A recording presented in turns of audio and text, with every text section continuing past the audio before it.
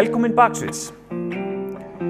Síðustu mánuðir hafa verið alveg ótrúlega skemmtilegir og lærdómsríkir fyrir okkur. Við höfum tekið viðtöl við ótrúlega tónlistamenn og lært alveg helling í leiðinni. Þessi síðasti þáttur á Baksviðs, eða næst síðasti, því okkur langar til þess að gera einn í viðbót. Okkur langar til þess að senda hann út beint.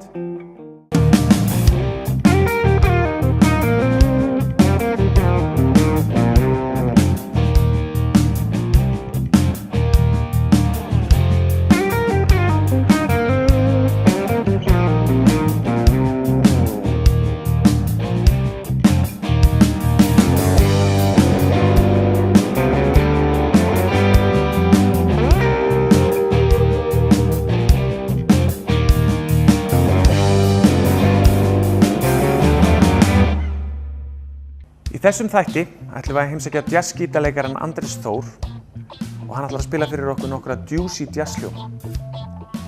Guðmundur Pétursson ætlar að spila fyrir okkur hluta úr svítু sinni Enigma. En fyrst langar mig að sýna ykkur hvernig ég hlusta á hljóma. Því að fyrir tónlistarmanninn skiptir jafnvel meira máli að hlusta heldur en að spila.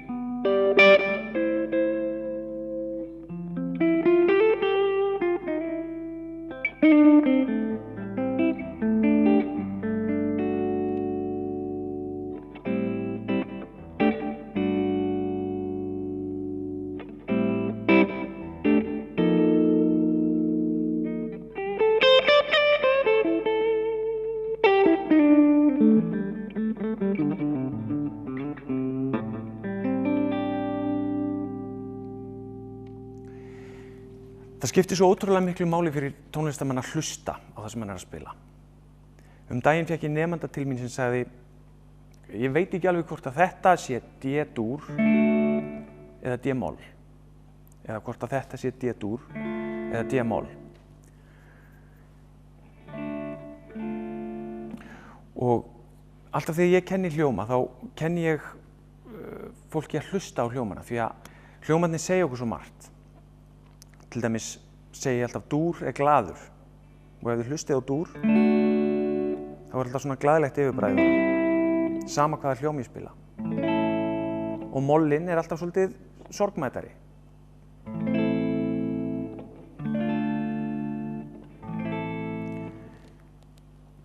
Svo eru líka til sjöundarhljómar og þeir hafa sömu sögu að segja. Þessi sjöundarhljómar til dæmis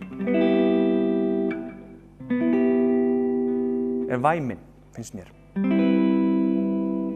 Það er svolítið bleikur og væminn. Og svo er til annar sjöundarhljómur sem er kúl.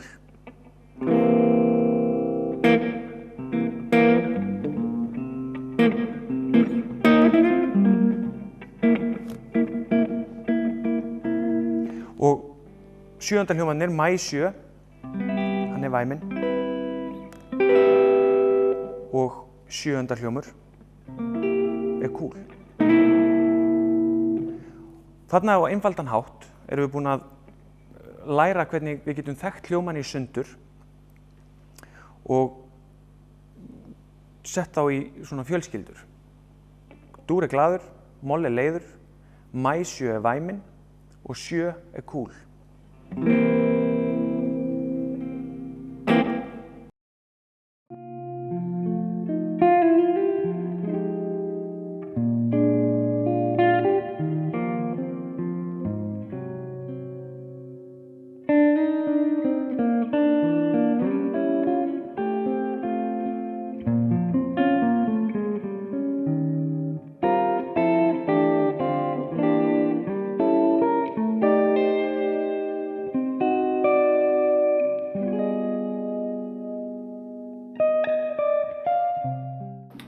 Velkomnir í hellinn minn í Hafnarfirði. Við erum í bílskúrnum mínum hérna þar sem ég æfi mig heima og vinn og svona. Ég hérna úr Hafnarfirði upphaflega og byrjaði í svona unglingahljómsveitum hérna. Spila með hljómsveitum eins og Yrju og Not Correct og seinna meir fór ég í spila svona í ballbransanum með hljómsveitinni 60s. Og síðan lá leiðin til útlanda eftir ég kláraði tónlistarskóla FIH hérna heima. Þá fór ég til Hollands í nám í jazzgítarleik og kennslufræðum.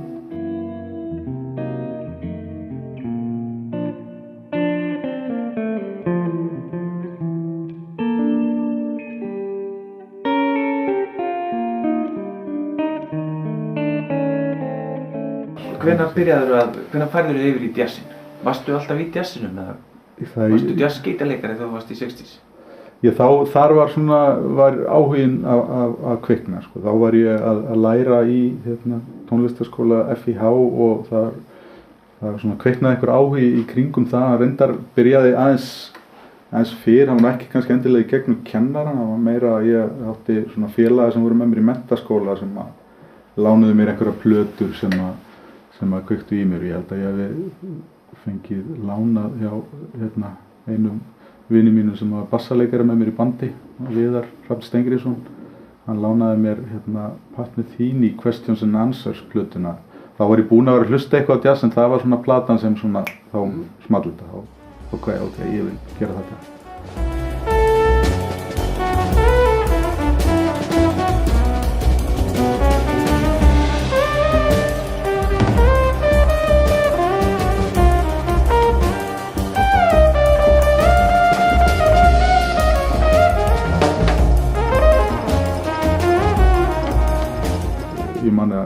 Ég var að keyra upp í Gerðuberg til þess að finna einhverjar plötur á bókasafninu þar og fara með það heim og taka á leigu og hlusta á það og setja það yfir á kassettu og hlusta á það í bílnum og svona.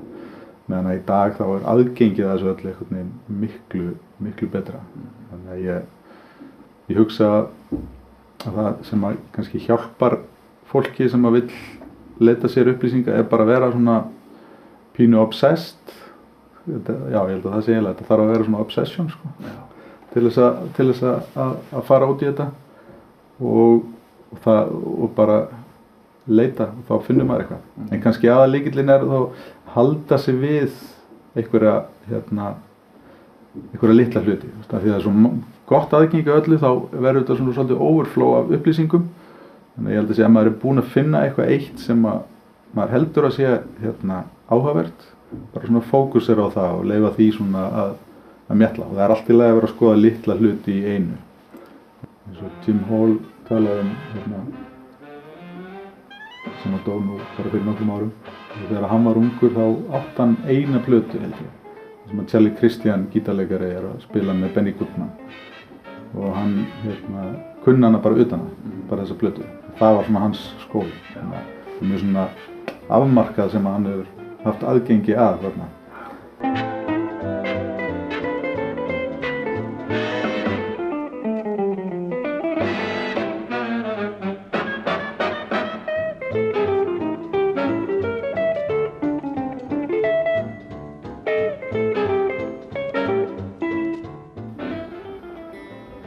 Það sem að mér finnst svo spennandi við það sem að jazzgítarleikarar eru að gera og það sem að aðrir gítarleikarar í öðrum stefnum geta tileinkað sér eru allir hljómarnir sem að jazzgítarleikararnir búa yfir. Já. Geturðu sýnt okkur aðeins nokkra hljóma og hvernig menn hugsa þetta? Já, eins og til dæmis ef ég, sem er kannski eitthvað sem að flestum myndir þekkja væri eitthvað svona einfaldur G, bara þríhljómur. Og ég gæti sett, þú veist, major 7, þá var ég komið með eitthvað svona pínu jazzað hérna og svo kannski 9. Og síðan gæti ég farið að prófa að taka þennan sama hljóm og finna hérna eins og það sem er kallað inversionir eða hljómhvörf. Og fá hérna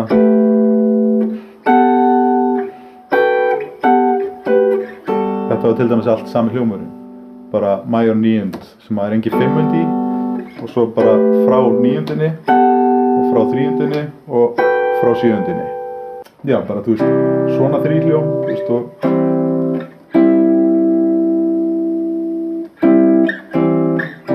þetta er allt sami hljómurinn í rauninni, bara með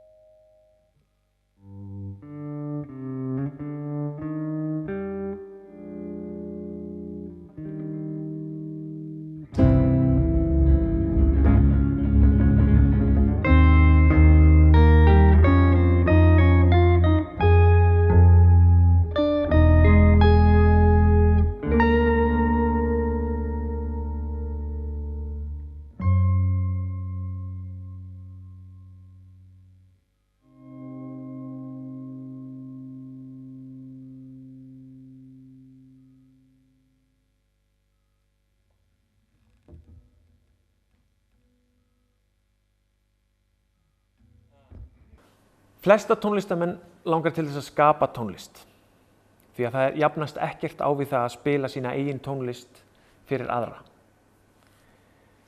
Þegar ég hitti Robin Ford daginn, þá ræddi ég einmitt svolítið við hann lagasmíðar og hvernig hann nálgaðist sínar lagasmíðar.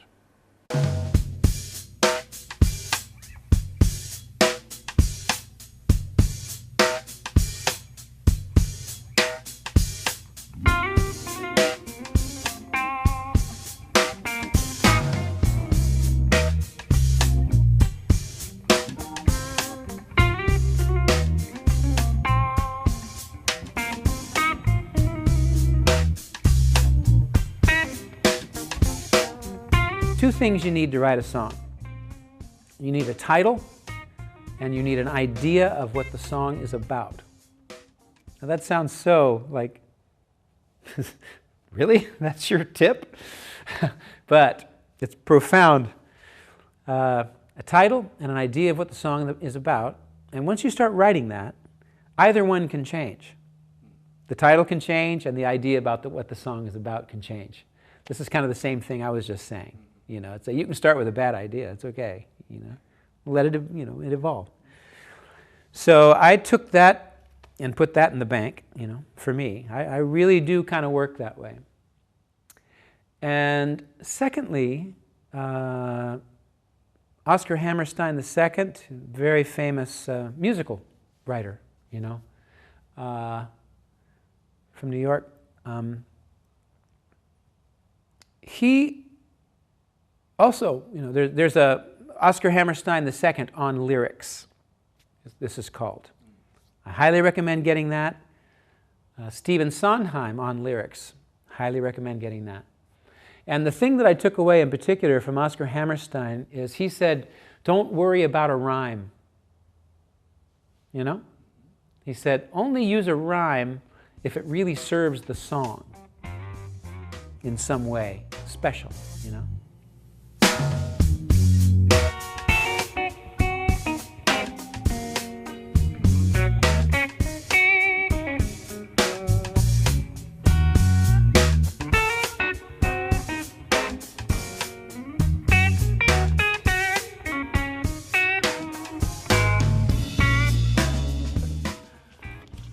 I definitely have bad ideas. It doesn't take long, you know, to let go of a bad idea. And quite honestly, a bad idea is not necessarily a bad idea. A bad idea is a start. So for me, it's much more like that. You know, you can start with a bad idea. That's okay, you know. I tend to finish most of what I start because it just doesn't matter, you know, if it's bad, you know. It doesn't matter. It's okay, you know. Let it be bad for a while until you find a way to make it good, you know. You know, so it's like it's become this just ongoing process. You know, it doesn't stop. You know, it's almost, you know, it's you know what I mean? It's like writing one song that goes through different phases, you know. It's not, okay, I'm going to write a song, so we start from scratch, you know. You never start from scratch, you know. A chef doesn't ever start from scratch. You know what I mean? He's cooked a lot of food, so he knows what salt tastes like. He knows what pepper tastes like, you know. It's really like that, you know, like a great carpenter or something, you know. He's not making his first table, man. You know what I mean? You have a lot already there that, you know, you call on, you know. And so again, it doesn't matter what the stimulus is. It's just that you're stimulated or have an idea, you know. And again, for me, there are things that, okay, I'll just drop it, you know. That happens pretty quickly.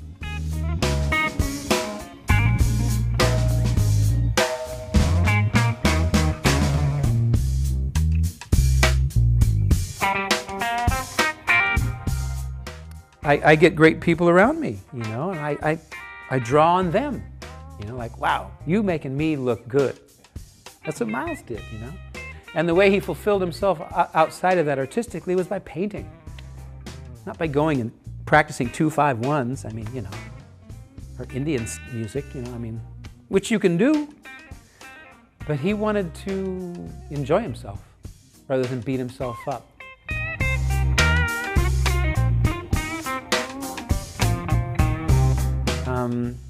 And I'm one of these people who, I get people together to let them play, you know. I'm not telling them what to do, and I don't expect them to do, you know, certain things that I need, but I'm not one of these guys who beats up his band, you know.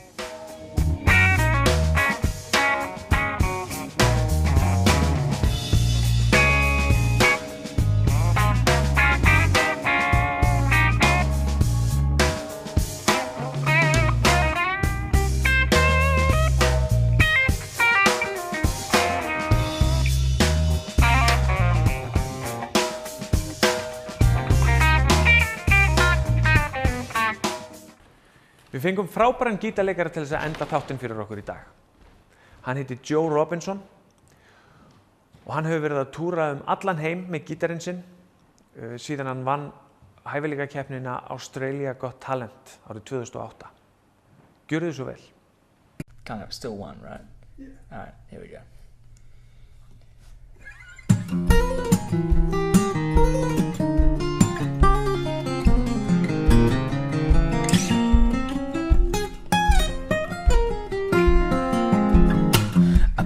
Record out even though I had my doubts. Couldn't wait for it to blow over. Thought I had to get away. Really I needed to stay still for a while. Grow a bit older.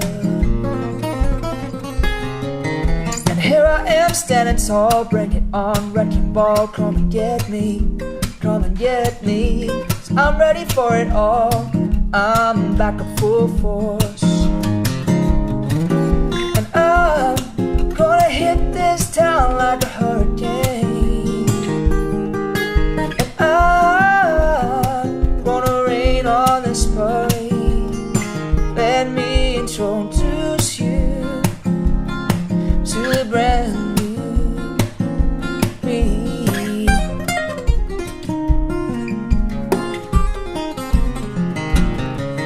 To figure out who you are is most important of all, and I took a while to slow down some, learned a thing or two about myself, and I knew I wasn't gonna be following anyone. And here I am standing tall, bring it on, wrecking ball, come and get me, come and get me, 'cause I'm ready for it all, I'm back at full force. And I'm gonna hit this town like a hurricane, and I'm gonna rain on this parade. Let me introduce you to a brand new me.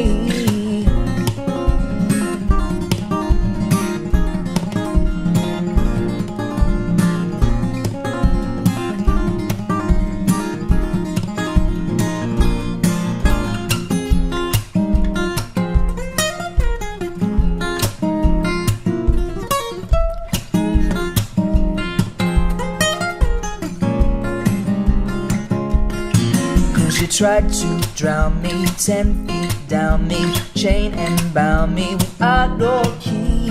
Never thought you'd see me like Houdini. Abracadabra, I'm free. And I'm gonna hit this town like a hurricane, and I'm gonna rain on this parade. Let me introduce